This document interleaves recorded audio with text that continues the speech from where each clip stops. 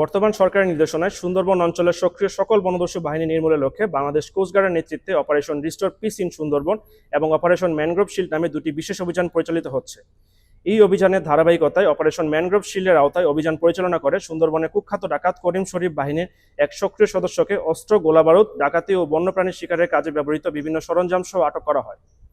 গোপন তথ্যের ভিত্তিতে জানা যায়, সুন্দরবনে কুখ্যাত ডাকাত করিম শরীফ বাহিনীর সদস্যরা বাগেরহাটের শরণখোলা থানাধীন সুন্দরবনের আমুরবুনিয়া ফরেস্ট অফিস সংলগ্ন ড্রেনের খাল এলাকায় অবস্থান করছে। প্রাপ্ত তথ্যের ভিত্তিতে গত ৩ জুন ২০২৬ বুধবার বিকেল ৩টায় কোস্টগার্ড বেস মংলা কর্তৃক উক্ত এলাকায় একটি বিশেষ অভিযান পরিচালনা করা হয়।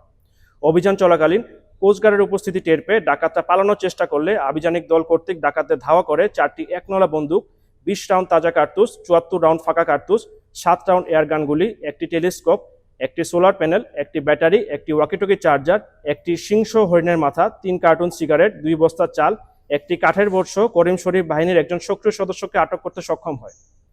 এ সময় ডাকাত করিম শরীফ বাহিনীর ব্যবহৃত একটি আস্তানা ধ্বংস করা হয়। পরবর্তীতে আটককৃত ডাকাতের দেওয়া তথ্যের ভিত্তিতে উক্ত দিন রাত 10টায় কোস্টগার্ড বেস মংলা ও পুলিশের সমন্বয়ে মোড়লগঞ্জ থানাধীন পিসি বারৈখালী সংলগ্ন এলাকায় তার বাড়িতে একটি বিশেষ অভিযান পরিচালনা করে ডাকাত ও বন্যপ্রাণীর শিকারের কাজে ব্যবহৃত বিভিন্ন সরঞ্জাম উদ্ধার করা হয়। আটককৃত ডাকাত আলামিন বাচ্চু হাওলাদার বাগেরহাট জেলার মোড়লগঞ্জ থানার বাসিন্দা। সে দীর্ঘদিন ধরে কুখ্যাত ডাকাত করিম শরীফ বাহিনীর একজন সক্রিয় সদস্য হিসেবে সুন্দরবন এলাকায় ডাকাতি সহ সাধারণ জেলে ও বাওয়ালীদের জিম্মি করে মুক্তিপণ আদায় করে আসছিলেন। উদ্ধারকৃত অস্ত্র, গোলাবারুদ ও অন্যান্য মালামাল সহ আটককৃত ডাকাতের পরবর্তী আইনানুগ ব্যবস্থা গ্রহণের কার্যক্রম প্রক্রিয়াধীন রয়েছে। কোস্টগার্ডের চলমান এ সকল অভিযানের ফলে স্থানীয় কিছু স্বার্থান্বেষী মহল ও অসাধু চক্র বাহিনীর ভাবমূর্তি ক্ষুণ্ণ ও অপরাধ দমন কার্যক্রমকে প্রশ্নবিদ্ধ করার উদ্দেশ্যে বিভিন্ন সময় বিভ্রান্তিকর ও ভিত্তিহীন তথ্য প্রচারের অপচেষ্টা চালিয়ে যাচ্ছে।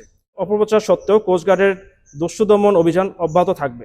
সুন্দরবনকে সম্পূর্ণরূপে দস্যুমুক্ত ও নিরাপদ রাখতে বাংলাদেশ কোস্টগার্ড নিয়মিত অভিযান ও গোয়েন্দা তৎপরতা অব্যাহত থাকবে।